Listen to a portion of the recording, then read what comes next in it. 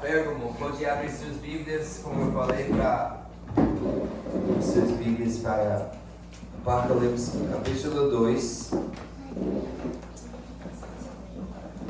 Vamos começar no versículo 12. A igreja de Pérgamo. Obrigado. Então, deixa eu puxar meus slides para acompanhar.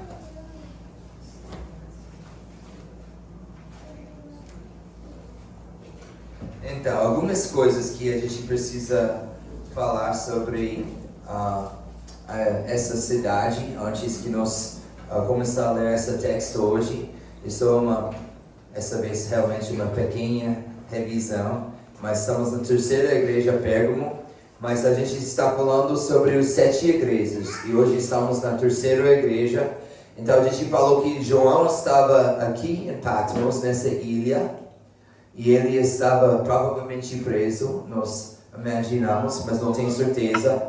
Mas ele escreveu essa carta, ele estava aqui por causa da palavra de Deus, está provavelmente preso. Ele escreveu cartas para essas 7 igrejas aqui.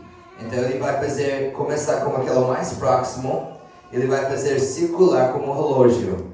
Então começamos com Éfeso, depois Esmirna, e agora chegamos em Pérgamo. Os nomes são em inglês, desculpa, mas esse foi o mapa que eu coloquei, não é o melhor mapa de qualidade. A gente já falou sobre Éfeso, né? Essa primeira igreja mais próxima foi a igreja que Paulo plantou. Ele passou 3 anos durante as viagens missionárias plantando a igreja em Éfeso. Ele passou muito tempo lá e estabelecendo essa igreja. E essa igreja recebeu muitas boas comendas. Pode continuar? Marcas de uma igreja boa, nós falamos que eles estavam comendados para praticando boas obras, eles estavam intolerantes de coisas que eram errado, perverso, até coisas que essa igreja de hoje aceitou, essa igreja aqui rejeitou.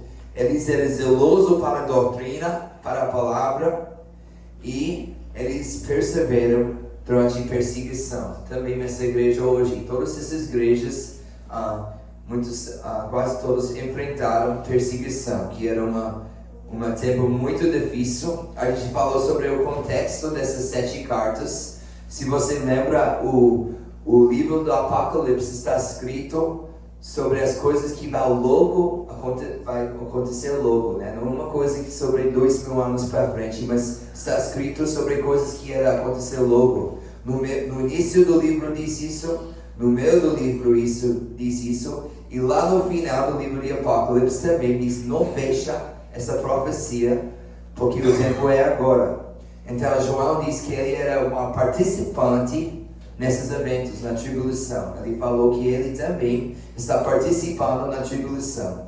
Então nós entendemos que esse livro aplica para todas as igrejas, para todo o tempo, sim. Mas ele teve um contexto específico e real e literal naquele momento. Então ele estava escrevendo para igrejas e pastores que naquele momento estava passando uma perseguição enorme. E foi logo, antes de Jerusalém foi destruído, foi embaixo do reino do emperador Nero. Nero era que perseguiu a igreja, e durante o reino de Nero, a perseguição aumentou mais e mais, até ele mesmo foi com vontade contra todos os crentes, né? Até pegando crentes e colocando eles acendendo fogo neles para iluminar suas festas. Então a perseguição intensificou durante esse tempo, mas já teve começado, e João estava uma participante, e essas 7 igrejas estavam sofrendo de verdade conflitos e dificuldades que eu e você nem podemos imaginar no nosso contexto hoje, o que eles passaram. A gente falou que a única coisa, né, que eles foram receber uma advertência, que o amor deles esfriaram, especialmente na hospitalidade, recebendo aqueles enviados pelos apóstolos. Provavelmente estava referindo isso. Nós falamos segundo o livro do João. Segunda igreja, desculpa, a gente falamos sobre Pérgamo, Esmirna, desculpa, Próximo. E Esmirna era uma igreja que a gente falou que foi uma cidade onde eles fizeram os cerimônios de Roma, onde atletas iam receber uma coroa. Então eles estavam sofrendo também para sua fé. Essa igreja estava fazendo tudo certo. E ele falou, olha aqui, ele até profetizou, alguns de vocês vão ser colocados preso e vão morrer. Mas seja fiel até a morte, eu vou te dar uma coroa de vida. Foi a promessa para a igreja de Esmirna. Então agora chegamos hoje na igreja de Pérgamo. Então Pérgamo era uma cidade de cultura. Quando a igreja de Éfeso e a igreja de Esmirna eram cidades muito econômicas, né? Era grande, cidades maravilhosas. A gente falou sobre o templo de Atena, né? Coisas de turismo nas outras cidades, né? A cidade de Éfeso teve muito turismo porque teve templos incríveis que todo mundo queria chegar lá para ver e participar como turismo. E lá na igreja de Esmirna, a gente falou que eles eram um porto, né? Na caminho de negócios. Então eles economicamente eram muito chique, né? A gente falou que eles seriam como uma das cidades no sul, né? Porto Alegre, uma coisa assim, que teve a cidade planejada, bem chique, bem legal. E essa cidade era esse tipo de referência econômica, vamos dizer. Mas essa terceira igreja aqui que nós vamos falar hoje não estava economicamente tão alto como as outras duas igrejas, mas eles eram conhecidos para sua cultura. Eles tinham a maior biblioteca no mundo naquele tempo, o segundo maior, somente Egito, né? Aquela biblioteca de Alexandria, não sei como falar em português. Alexandria, desculpa. Alexandria, eu tenho que aprender mais palavras em português. Mas esse lugar aqui, né, durante o Imperador Romano, esse era o centro na área de cultura de essa grande biblioteca. O que mais eu botei aqui?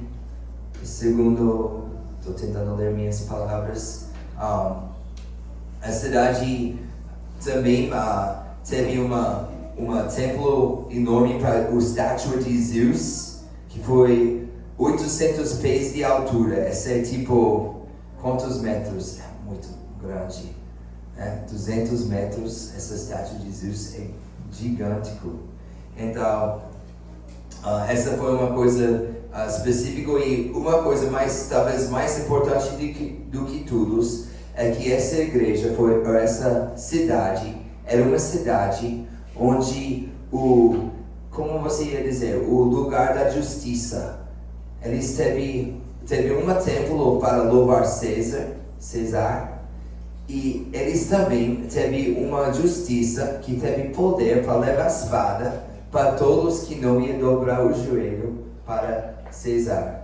Então esse foi o lugar que vai ser referenciado aqui logo. Já teve Antipa, um dos membros da congregação, já morreu com uma espada. Foi o próprio Estado que assassinou um membro da igreja por causa de sua fé, porque ele não ia dizer que César é rei.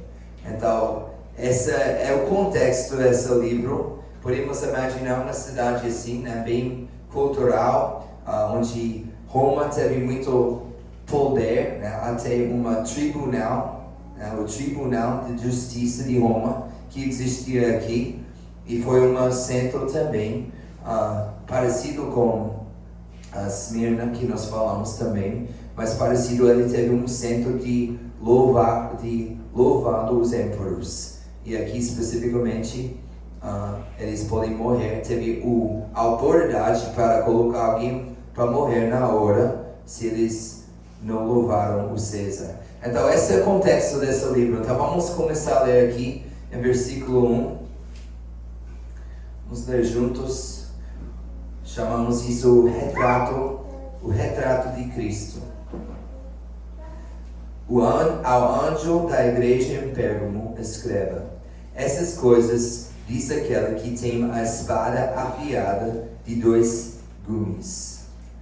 Isso é interessante, como ele está apresentado para essa igreja. Eu lembro, a gente já falou sobre isso, mas ao anjo da igreja em Pérgamo, a gente falou o anjo da igreja, é o mensageiro da igreja. Essa palavra está referindo a quem? Os pastores. Então essa carta está endereçada especificamente, é para a igreja total, sim, mas está endereçado ao pastor da igreja. Então esse rapaz está dizendo, está referenciando para ele e para esse pastor, e está apresentando Jesus aqui como aquele que tem uma espada afiada de 2 gumes. Isso é interessante aqui, porque eles estavam em cidade que leva a espada contra os crentes. O que ele está dizendo é Jesus que tem a espada, o poder, que no final das contas tem poder sobre a vida, é Jesus, não é nenhuma pessoa nessa terra. Então a gente pode saber, né, que vocês entendem isso, esse ponto aqui. Se Deus quer tirar você dessa terra hoje, não tem nenhum médico no mundo que pode te salvar. Você entende que se Deus quer te levar hoje, não tem nenhum exército que pode te defender. Ele tem poder sobre a morte. E pelo contrário também, que se Ele quer você estar aqui, não tem nenhum exército que pode te matar ou te derrubar. Não tem nenhuma pessoa que tem poder sobre sua vida. É Deus que tem poder sobre sua vida. Isso significa que você não vai morrer? Não, talvez vai ser a vontade de Deus que você vai morrer mesmo. Mas quem tem poder, lembra, Jesus nos ensinou para não ter medo aquelas que podem matar nosso corpo. Mas tem medo aquela que pode matar nosso corpo e nossos espíritos no inferno, que era Jesus. A gente tem tanto medo sobre a vida física, mas existe uma vida espiritual que importa muito mais, que deveria ser uma razão para muito mais medo do que as coisas dessa vida.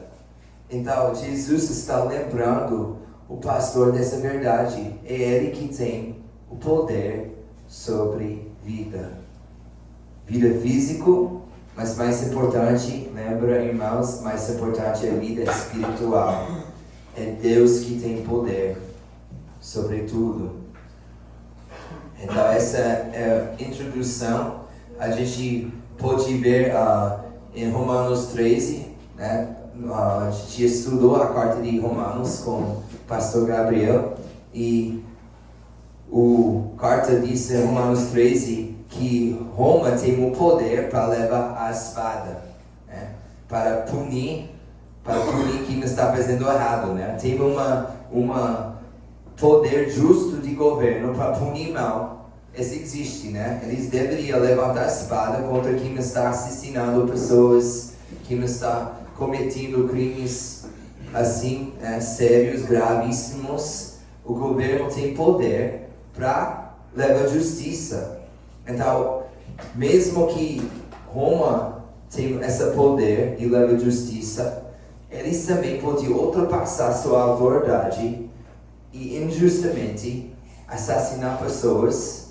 Pode acontecer, né? Mas essa referência da espada é Jesus que tem a espada final, né? Ele tem a última espada. Então, no início desse livro, em capítulo 1, nós já falamos que ele é o rei e ele está reinando as nações com uma vara de ferro. Então, já no contexto desse livro, né, está estabelecido o fato que Deus, que é Jesus, né, é Jesus especificamente, que ele é governando os reis da terra com uma vara de ferro. Então, mesmo que esse rei tem poder nesse momento, Jesus ainda está mantendo sua autoridade sobre esse rei. Ele é o rei dos reis. E Salmo 2 também leva essa ideia, que foi a referência de Salmo 2, em capítulo 1 do Apocalipse, que ele julgará as nações como uma vara de ferro. Lá em Salmo 2, o pai está falando sobre o filho, né, que ele vai receber, ele vai, para todos os reis, prestem atenção, porque o pai está dizendo, eu coloquei meu filho Jesus no trono, então todos têm que prestar atenção, beija o filho, ou ele vai ficar irado, e ele vai te destruir. Então tem essa advertência para os reis da terra, que se eles agirem injustamente, a vingança vai chegar para eles também. Talvez nesse momento, eles vão conseguir assassinar alguns crentes, mas essa nação não vai permanecer para sempre. Ele não vai conseguir fazer isso sem consequência, né? Quem foi? Foi Tertullian, no 3º século, mais ou menos, que falou: o sangue dos mártires é a semente da igreja. Então, cada vez eles tentar com a espada para a igreja somente cresce, né? Onde a igreja está crescendo mais no mundo hoje? China, talvez, Irã. Onde estão mais perseguidos? China, Irã. Hoje, podemos dizer Nigéria é mais perseguido no mundo agora. Mas você acha que eles vão ter sucesso em apagando o cristianismo naquela região? Já funcionou na história do mundo. Cada vez que a igreja foi perseguida, cada vez ela cresceu. É um milagre mais incrível. Se você quer saber que o cristianismo é verdade, como pode ser que uma igreja perseguida, que está, você acredita ou vai morrer? Essa vai fazer a igreja crescer? Uma coisa incrível, absurdo, não é? Falando em termos humanos. Essa não deveria funcionar dessa maneira. Então, se você quer saber que a igreja é sobrenatural, que as portas do inferno não prevalecerão contra a igreja, como você pode saber que isso é verdade? Tentar levar a espada, tentar tirar a igreja e veja o que acontece. É onde a igreja enfraquecer, é onde nós não temos perseguição, onde nós ficamos confortáveis no nosso fé, nós paramos de seguir verdadeiramente o Evangelho e a igreja começa a esfriar. Mas onde a igreja está sendo testado e provado, e o povo está sendo refinado, essas igrejas estão crescendo no mundo hoje. E olha aqui, gente, presta atenção, o mundo inteiro não se importa muito com os montes de crentes. Você percebeu isso? Não se importa muito. Alguém recentemente nos Estados Unidos, publicamente morreu na televisão, e muitas pessoas, ele merece, ele é controversial. Fala dessa forma, não? E olha aqui, o que pessoas falam hoje. Alguns muçulmanos morrem em Palestina, e todo mundo, Greta está dirigindo os barcos. Olha aqui, tem algumas milhares de palestinos que morreram. Já teve vários milhares que morreram. Teve mais do que 100 mil crentes em Nigéria. Durante os cultos, pessoas chegando, juntando todo mundo e matando todo mundo. Assassinando na forma mais feia. Nem uma guerra. Nem existe, não está uma guerra. A Palestina e Israel estão em uma guerra, né? E nessa guerra, eles teve muitas pessoas mortas. Eu não estou dizendo que isso é tranquilo, que pessoas estão morrendo, né? Mas você está entendendo como tal político? Já pensou que, olha aqui, algumas mil pessoas, todo mundo bota a bandeira, todo mundo está falando em todas as nações, isso aqui é a pior tragédia em humanidade agora, a maior crise, vamos dizer. Mas tem muitos mais crentes que estão sendo juntados, assassinados e ninguém fala nada. É estranho, não é? É muito estranho. Por que eles não estão gritando sobre isso também? Se eles realmente estão a favor de vida, preservando a vida inocente, aquelas que Imagina a gente aqui, nessa cultura aqui. Eles entrar aqui e todo mundo deitar e começar a pisar e matar e fazer essas coisas que eu nem vou recomendar que vocês assistam alguns desses filmes. Mas é difícil assistir os filmes que estão saindo da Nigéria. É muito difícil, gente.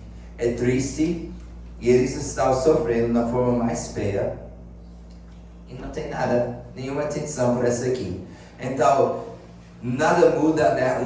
Não tem, como o Salomão falou, não tem nada novo embaixo do sol. As coisas continuam como sempre continuaram desde o início. Mas nesse momento aqui, essa foi a situação que a igreja estava sofrendo, mas Deus continua sendo no controle. Eu vou continuar, eu já me perdi aqui. Então, o segundo versículo aqui, a gente veja aqui ele está comentado na segunda parte do versículo aqui, porque ele falou: conhece o lugar onde você mora, que é o lugar onde está o trono de Satanás. Deus está dizendo, esse trono de Satanás, né, provavelmente foi uma referência a esse tribunal que eu falei, o tribunal de justiça nessa cidade, onde eles julgaram crentes, onde eles podem dar a pena de morte para crentes. Ele está provavelmente referindo a esse tribunal, o trono de Satanás. Porque ele vai falar aqui sobre Antipas, no outro versículo, né, que já aconteceu. Ele falou: conhece o lugar onde vocês moram, que é o lugar onde está o trono de Satanás. Sei que você conserva o meu nome e não negou a fé que tem em mim. Mesmo nos dias de Antipas, que já morreu lá, minha testemunha, meu fiel, que foi morto na cidade de vocês, aí onde Satanás habita. Então, não está dizendo literalmente Satanás habita, mas o obra do Satanás estava sendo implementado na terra através de Roma. Mas o reino de Satanás não vai permanecer, né? O reino de Deus vai conquistar o reino de Satanás. Esse mundo não pertence a Satanás, que muitas pessoas às vezes dizem hoje. O mundo pertence a Deus e ele vai conquistar o reino do Satanás. Até nós fomos resgatados do reino da escuridão e transferidos ao reino de Deus. E esse processo está continuando até mais e mais o reino do diabo está sendo destruído. Uma coisa que quero chamar a atenção sobre algumas palavras aqui em versículo 13. Primeiro, ele conhece o lugar onde você mora. Essa é uma coisa, mais uma vez, onde nós temos um Deus que conhece nossas circunstâncias, né? Eu conheço onde você mora, eu conheço o que você está passando, eu sei sua dificuldade. Então, tem um Deus que é simpático aqui, né? Que mostra uma empatia para ele. Ele pode relatar para nós os nossos desafios e nossas tribulações, porque o próprio Jesus sofreu mais do que todos nós, né? Mais do que todos eles. Então ele sabe, ele conhece sofrimento, ele sabe o que eles estão passando. E ele deu essa louvor para essa pastor. Ele falou: você conservar o meu nome.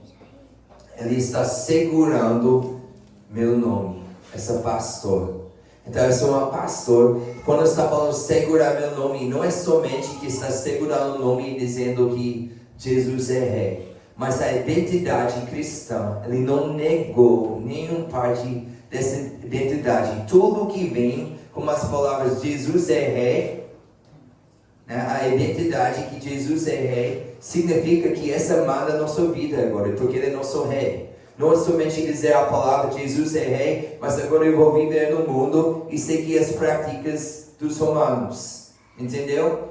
Essa identidade que ele estava segurando, né? O nome representa essa identidade. Então ele está segurando, ele está conservando meu nome. E não negou a fé que tem em mim. Então ele foi fiel nas circunstâncias muito difíceis. E a gente chega no versículo 14 aqui, onde a gente vai ver, onde ele vai receber uma advertência sobre o que ele estava fazendo bom. Ele estava fiel, estava segurando o meu nome, né, conservando o meu nome, mas teve um compromisso que estava acontecendo que agora precisa ser tratado, precisa ser falado. Então, versículo 14 a 15, a gente vai ver essa advertência contra esse pastor. Então, preste atenção para isso. Tenho, porém, versículo 14, tenho, porém, contra você algumas coisas. Então, essa palavra, algumas coisas, como está traduzido na árabe? Eu peguei NAA. Tenho todavia contra ti algumas coisas. Algumas coisas. Então, essa tradução não é muito bom, porque algumas coisas é pequenas coisas, é mais essa ideia. Então, essa é interessante, porque Deus é tão gracioso, são coisas que são importantes, sem dúvida, mas para uma igreja que está sofrendo com uma espada, ele está dizendo, tem algumas coisas pequenas coisas contra você. Então ele está dizendo que essas não são coisas gravíssimas. Então essa é meio interessante, né? Não é que, olha, eu tenho várias coisas contra você. Essa não é a ideia aqui. Eu tenho algumas coisinhas contra você que precisa ser tratado. É mais ou menos essa é a tradução, tá? Que deveria ser entendido na linguagem original. Então ele fala, tem algumas pequenas coisas contra você. Está aí em seu meio os que sustentam a doutrina de Balaão. Balaão era profeta no Antigo Testamento. Então está dizendo que algumas de vocês sustentam a doutrina de Balaão, o que ensinava Balaque, que era o rei do Moabe, lá no Antigo Testamento, no livro de Números, que ensinava Moleque a armar cidades diante dos filhos de Israel, para que comessem coisas sacrificadas aos ídolos e praticassem a prostituição. Além disso, estão também aí, em seu meio, os que seguem a doutrina das Nicolaitas. Então lembra o outra igreja de Éfeso, eles não toleraram os Nicolaitas, lembra isso? Agora o problema começa a igreja. Olha, esse pastor, ele não praticou essas coisas. Ele foi o pastor correto, certo? Mas o falha dessa pastor, né, não era que ele estava praticando essas coisas perversas, não. Ele foi firme na fé, ele estava segurando, conservando o nome de Jesus, vivendo em fidelidade, mas ele negligenciou, né, de dar palavras fortes contra um grupo de pessoas que ele deveria ter intolerado, deveria ter sido mais intolerante desse grupo. Faz sentido a diferença entre Éfeso e ele aqui?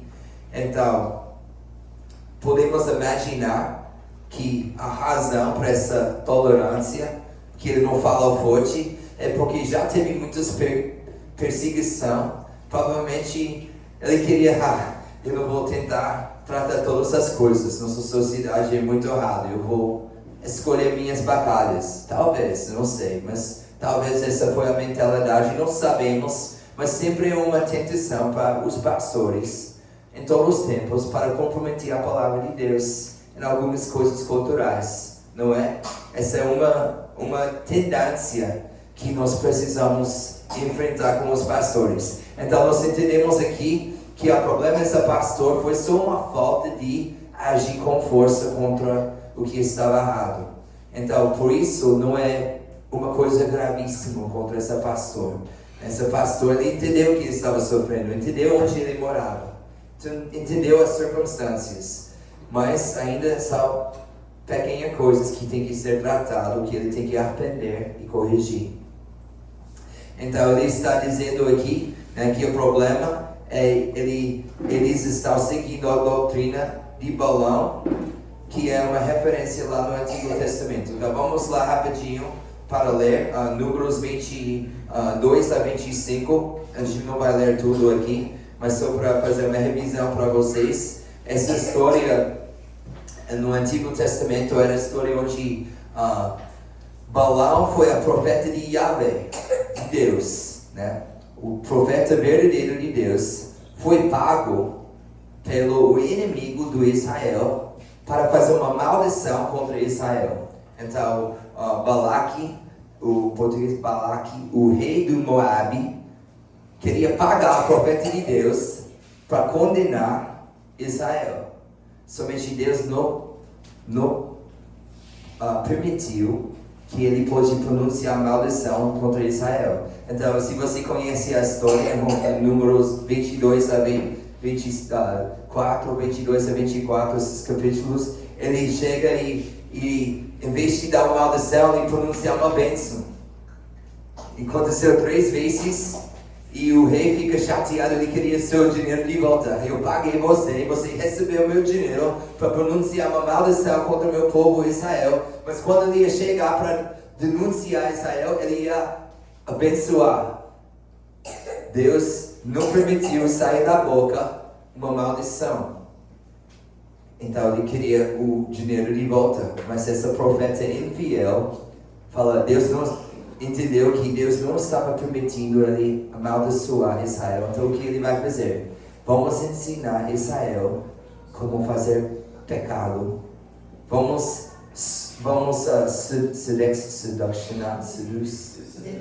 seduzir, obrigado. Vamos seduzir Israel com os deuses falsos dos Moabitas. Então eles iam ter os festas em louvor os deuses Baal, o deus do qual é o nome? O Baal uma coisa. Baal Peor, obrigado. Baal Peor. Então eles iam ter essas festas para Baal Peor, e lá ia ter muita comida, idolatria. Isso era um grande evento divertido. E olha aqui tem algumas mulheres também que você pode ter, vai lá participar da festa conosco, e eles conseguiram convencer Israel para cair em pecado. Então assim, o profeta queria levar uma maldição contra Israel para induzir eles para cair em pecado. Que profeta é isso, né? Como um profeta terrível, um profeta de Deus que está fazendo isso. Então esse mesmo profetas no Novo Testamento está fazendo esse mesmo tipo de coisa.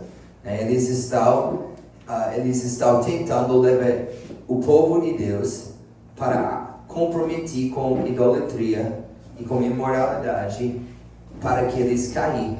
Então eles não são verdadeiramente profetas de Deus, né? Deveria ser pessoas com o nome de Deus, o nome de Yahvé, o nome de um Deus verdadeiro, mas ensinando a mensagem perverso, encorajando eles a fazer oposto ao que eles deviam fazer. E essa foi uma coisa grave naquela circunstância, naquela época. Vamos ler primeiro esses versículos. Eu fiz o slide com esses versículos, Números 25, versículo 1 a 3. Capítulo 25, versículo 1 a 3. Onde vai destacar especificamente o que quais foram as coisas que ele conduziu, seduziu Israel. Quando Israel estava em Sitim, o povo começou a prostituir-se com as filhas das Moabitas. Estas convidaram o povo aos sacrifícios oferecidos aos seus deuses, e o povo comeu a carne dos sacrifícios e adorou os deuses dessas mulheres. Assim, quando Israel se juntou ao culto a Baal Peor, a ira do Senhor se acendeu contra Israel. Então é bem interessante aqui, né? que a gente veja em Números 31, que foi o próprio profeta de Deus que fez a engenharia, né, que planejou essa queda do Israel. E também só para falar mais uma coisa interessante que nesse momento Israel teve mais ou menos 600 mil homens em cima dos 20 anos. O número que caiu foi 24 mil. Então essa seria menos do que 5% da população.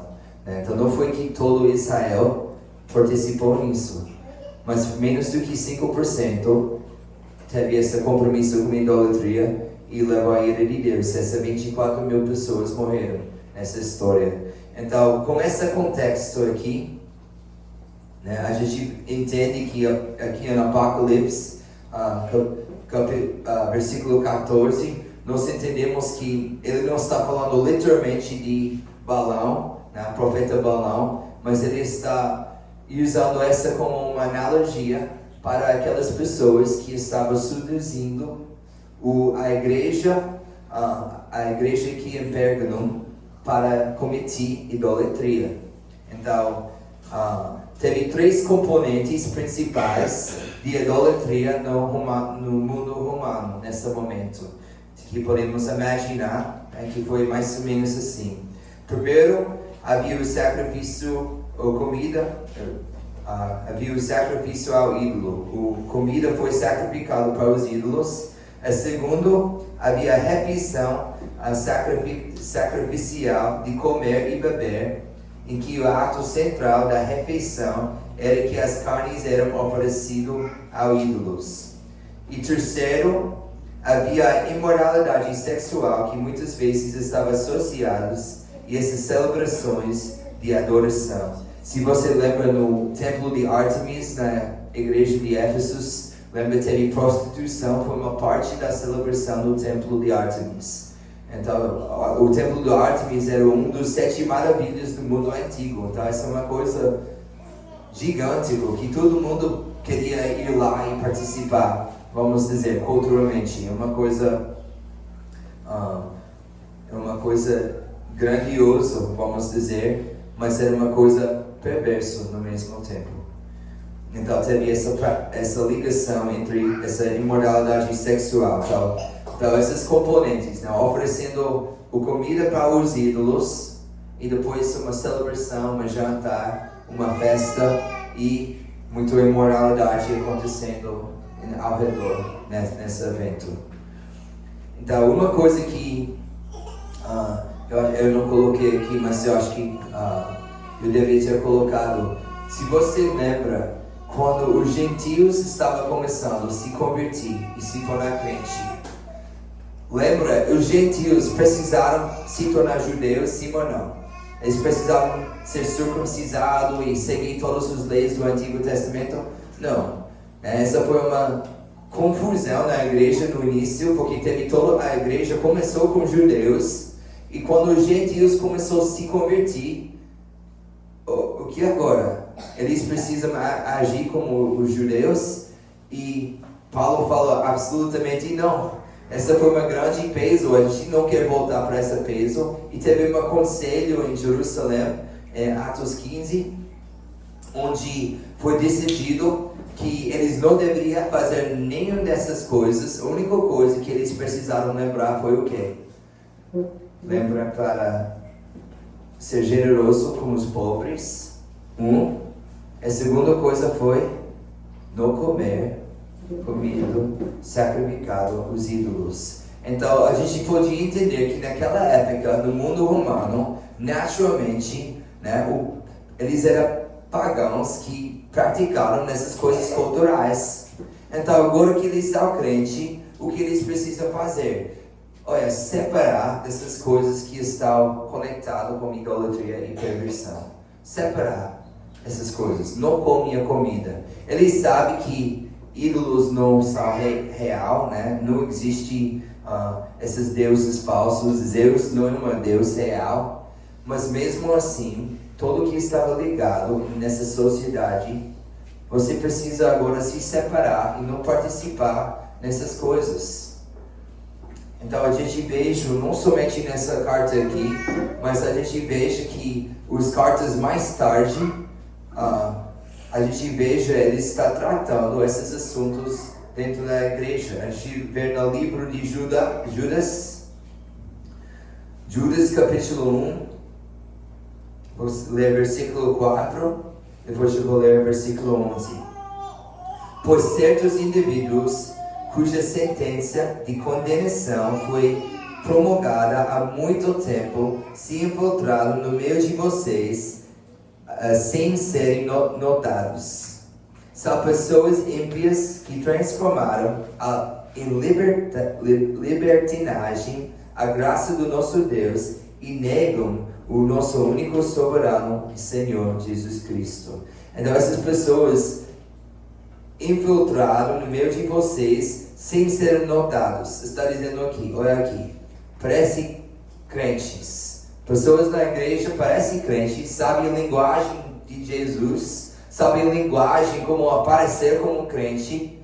Então dessa forma, eles não estavam reconhecidos porque eles não identificou que eles não estavam verdadeiramente seguidores da palavra de Deus. Eles conheceram a linguagem, mas eles teve outro propósito, outro motivo, vamos dizer. E uma parte dessa foi compromisso. Você não precisa ficar longe dessas festas do mundo e essas práticas dos pagãos e do Emperor Romano. Não, você pode participar. E ele fala em versículo 11, essa condenação, aí deles, porque seguiram o mesmo caminho de Caim, o motivo por ganância, caíram no erro de Balaão e foram destruídos na volta de Cora. Então, referenciou também Balaão aqui. Então, essa referência dessa mesma história. Profetas de Deus, ou pessoas que deveriam ser, que estão na igreja com o nome de Deus, mas está fazendo doutrinas e levando pessoas do caminho impuro. A igreja de Deus precisa ser puro. Jesus morreu na cruz para que nós vivemos diferente do que o mundo. Então, se alguém chegar aqui e diz, você não precisa lutar contra o seu pecado, não precisa mudar seu caminho, está ok para continuar vivendo assim, eles não são conosco, eles são contra Jesus, contra a palavra de Jesus. E o julgamento vai ser sobre eles. Pedro teve a mesma coisa. Segundo Pedro, capítulo 2, versículo 1 a 3. Assim como surgiram falsos profetas no meio do povo, também haverá falsos mestres entre vocês. Eles introduzirão heresias destruidoras, chegando a renegar o soberano Senhor que os resgatou, trazendo sobre si mesmo repentina destruição. E muitos seguirão as suas práticas libertinas, a mesma coisa, essas práticas imoral. E por causa deles, o caminho da verdade será defamado. Movidos por avareza, mais uma vez, o motivo é dinheiro. Gente, a mensagem é popular, você quer ser uma igreja popular, fala coisas que pessoas querem ouvir. Pessoas no mundo que não querem mudar seu jeito, criam uma igreja onde eles não precisam arrepender de seus pecados. Criam uma igreja que eles estavam tudo bem, não precisa, eu sou uma clube social só, onde tudo é bom e não tem nada para mudar a sua vida. A vida de cristão não é assim.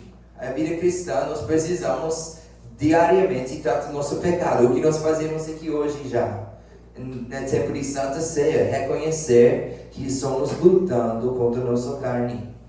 Mas as igrejas que são infiel à palavra, que quer ser popular, que quer ganhar dinheiro e não deixa a pessoa chateada porque fala contra a imoralidade sexual, fala contra a homossexualidade, fala contra qualquer outra coisa que o mundo quer praticar hoje,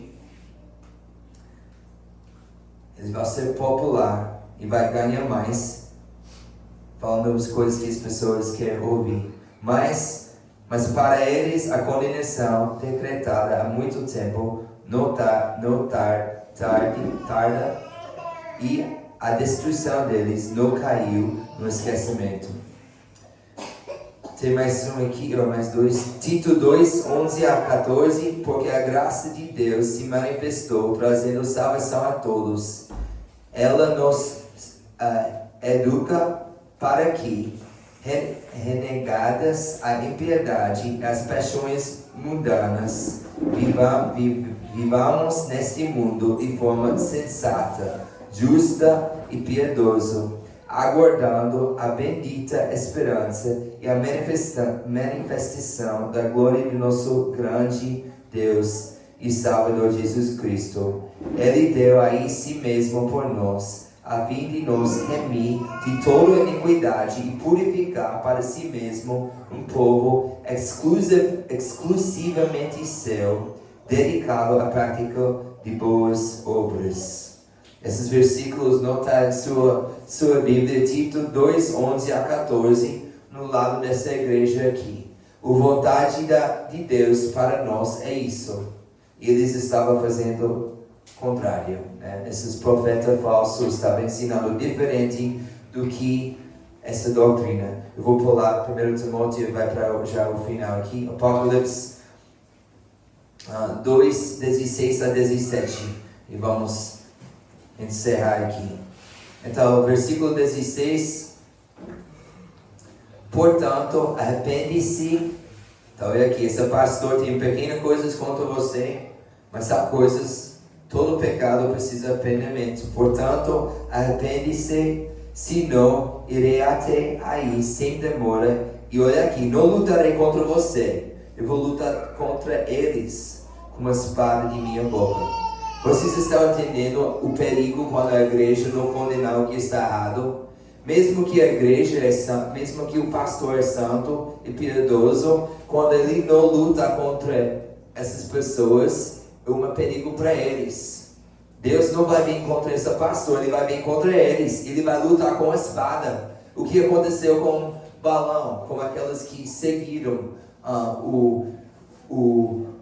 esse ensinamento de Balaão, vamos dizer, e seguindo os moabitas. 24 mil, todos morreram com uma espada. Então Jesus está dizendo, olha aqui, eu vou também levar essa espada, eu vou fazer guerra contra eles. Então, vocês estão entendendo como a espada está muito usada nessa aqui, nesse lugar onde o governo levou a espada contra a igreja. Jesus está dizendo, eu vou levar a espada contra a igreja que é infiel. E eu sou aquele que tem o espada verdadeiro, não Roma. Quem tem ouvidos, ouça o que o Espírito diz às igrejas. Ao vencedor, daria do maná escondido, também lhe darei um pedrinho branco, e sobre essa pedrinha um novo nome escrito, o qual ninguém conhece, exceto aquele que o recebe. Então a gente veja aqui a promessa aqui em versículo 17, a primeiro foi a maná escondido. Lá em João 6:33 diz, porque o pão de Deus é o que desce do céu e dá vida ao mundo. E se a gente continuar lendo esse capítulo, a gente vê que é Jesus. A gente, como eu já falei para os crianças aqui, a Santa Ceia é uma representação, não somente a representação, mas é a verdadeira presença de Deus conosco, a Santa Ceia. Esse é o pão que desceu, aquele pão que estava na Arca da Aliança, guardado lá no tabernáculo, foi a presença de Deus que ficou com Israel. Mas Deus vai dar para seu povo que é fiel, e vai dar sua presença, maná escondido. E a segunda coisa, a gente veja aqui uma pedrinha branca com um novo nome. Teve 4 coisas, né, que naquela época, vamos dizer, que teve usos da pedra branca. A primeira coisa, em um tribunal, se você fosse considerado culpado, recebia uma pedra preta, mas se você era inocente, você ia receber uma pedra branca. Então, esse foi um sentido. Ou também teve essa coisa que o pedra branco pode ser dado para ser um ingresso para entrar numa show, por exemplo. Então, já teve vários conceitos, né, como essa essa pedra branco, os significados da pedra branco, mas aqui o número 4 aqui, a gente veja mais o contexto também nesse versículo. Um costume era carregar amuleto, uma pedra, talismã, no qual estava escrito um nome sagrado. Conhecer o nome de seu significava ter um poder especial para invocá-lo em seu auxílio e tempos de necessidade. Então, um nome importante, provavelmente mais no mundo pagão, mas o nome de Jesus, né? Para nós, o nome que nós temos um nome pessoal de Deus, nós temos o nome da sua noiva, o nome da nova aliança. Essa foi uma coisa que foi profetizada no Antigo Testamento, que Israel, que ia desobedecer na antiga aliança, ele vai dar para aqueles que permanecer fiel, ele vai para eles um novo nome. Vamos só olhar rapidinho e fechar aqui. Isaías 65, versículo 15 a 16. O nome de vocês será deixado com fórmula de maldição para os meus eleitos. O Senhor Deus fará com que vocês moram, e aos servos dele chamará por outro nome. Assim, quem quiser ser abençoado na terra, será abençoado pelo Deus de verdade. A quem jura na terra, jurarão pelo Deus da verdade, porque as angústias passadas serão esquecidas e ficarão escondidos dos meus olhos. Então, esse é o bênção do novo povo que foi profetizado para a igreja, para a nova aliança. Isso é nós. Em Romanos 9, 25 e 26, como também diz em Oséias, chamarei de meu povo ao que não era o meu povo, e da amada a que não era amada. E no lugar em que lhes foi dito, vocês não são o meu povo, ali mesmo serão chamados filhos de Deus vivo. Então agora o privilégio nós temos, quando somos fiéis, quando nos separar do mundo de impureza, lutar contra o nosso pecado, seja fiel até a morte para Jesus. Aqui nós temos a promessa da maná escondido, a presença de Deus conosco, esse novo nome que foi prometido para seu povo, né? Essa identidade como o Filho de Deus, conhecido pelo Ele. Esses são os privilégios da nova aliança que nós recebemos através do Evangelho e sendo fiel a Ele. Vamos orar. Senhor, obrigado por sua palavra, por essa carta, que é uma carta sobre 4 versículos, mas está tão cheia de muita coisa profunda para nós, que nós podemos imaginar o que eles passaram, vivendo numa cultura onde teve que ser muito difícil para separar do mundo, sabendo que não participaram nessas festas, provavelmente atrapalhou a habilidade para ter boas empresas naquela sociedade, para fazer negócio, para ser aceitado pela cultura, também para não ter bronca com o próprio governo, com o Estado. Eles teve todos esses desafios, mas esse pastor ainda ele conservou seu nome, a identidade de Cristo, de ser cristão. Cristão é pequeno em Cristo.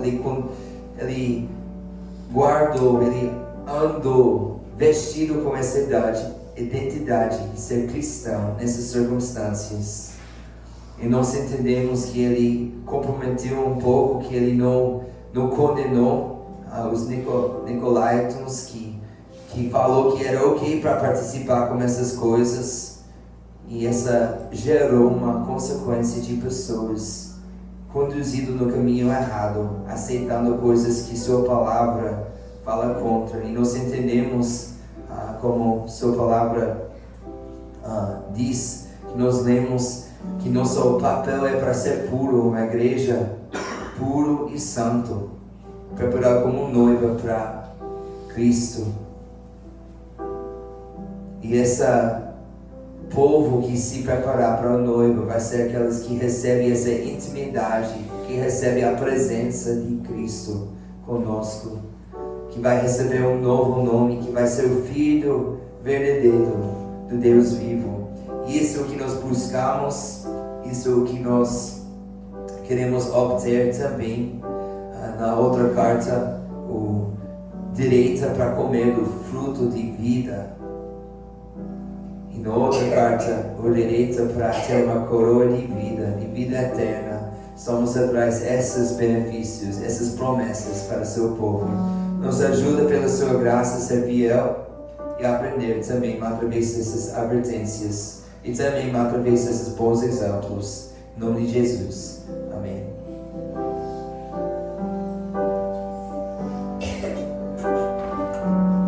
Pode ficar em pé para cantar essa música.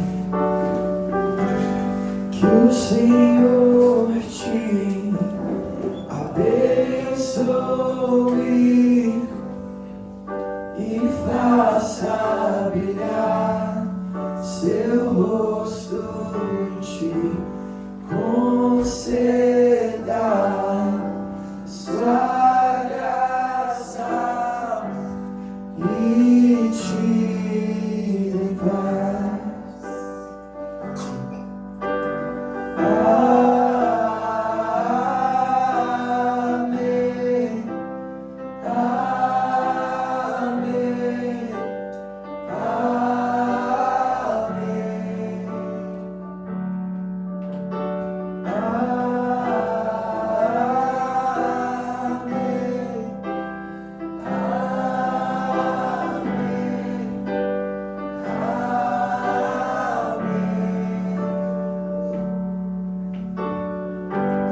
Que o Senhor te abençoe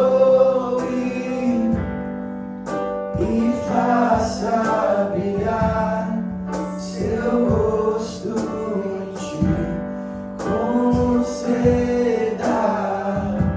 sua graça e te dê paz.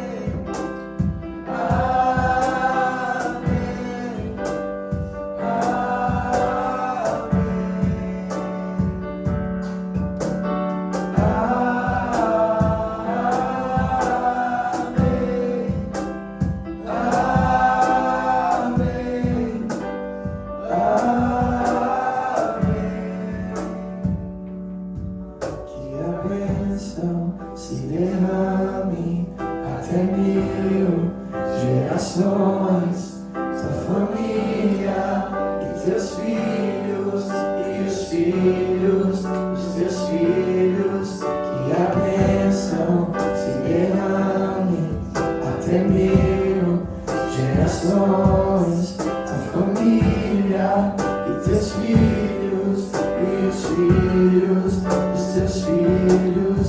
Que a bênção se derrame até 1000 gerações, tua família e teus filhos e os filhos dos teus filhos. Tua presença te acompanhe por detrás, por diante, do teu lado e em ti. É contigo e de dia e de noite, tua entrada e saída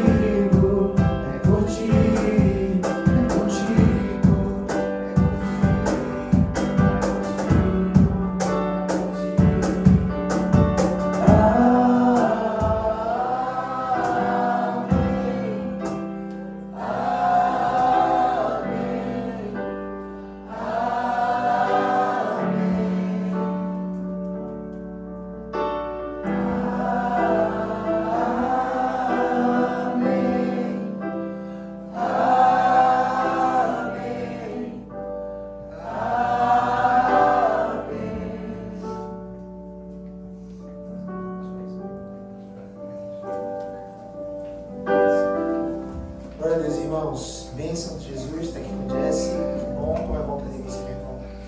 Vamos interceder por aqueles que vão fazer o Enem. Hoje nós temos Maica, filho de Jesse, vai fazer o Enem também.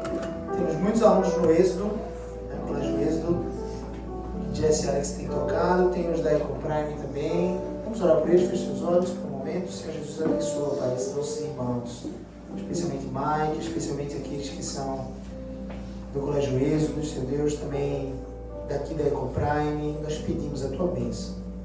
Traz, Senhor Deus, o Teu favor e a Tua graça, que cada aluno possa chegar no seu local de prova em paz, a tempo de poder se organizar na cadeira, ficar em paz ali, Senhor Deus, meditação, oração, que cada um desses alunos possa confiar no Senhor.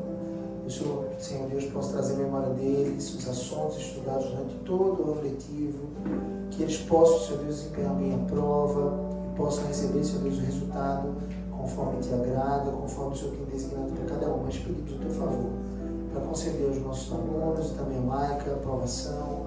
Nós pedimos isso, Senhor Deus, para que eles possam avançar para mais uma etapa importante de suas vidas na faculdade.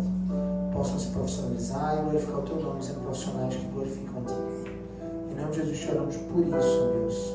Também intercedemos por aqueles enfermos, Judazinho, Senhor Deus, filho do nosso irmão Sky, Lucas e Rebeca, filho menor dele, Senhor Deus, Rebeca está grávida, te pedimos também por sua gravidez, também por Bela que está em casa e Lucas que está ali acompanhando o seu filho, Senhor Deus, que ele possa ter uma boa reação aos antibióticos, ele possa se tornar ativo e sair desse quadro de internação. Cuida também do pai de Lucas, São Manuel, que está enfermo, Senhor Deus, está enfrentando essa batalha contra o câncer, também Tatiana e Fabi, Senhor Deus, também estão batalhando contra o câncer. Te pedimos o teu favor e a cura sobre o coração e sobre o corpo de cada um deles, mas renova-lhes as forças e também a confiança em ti.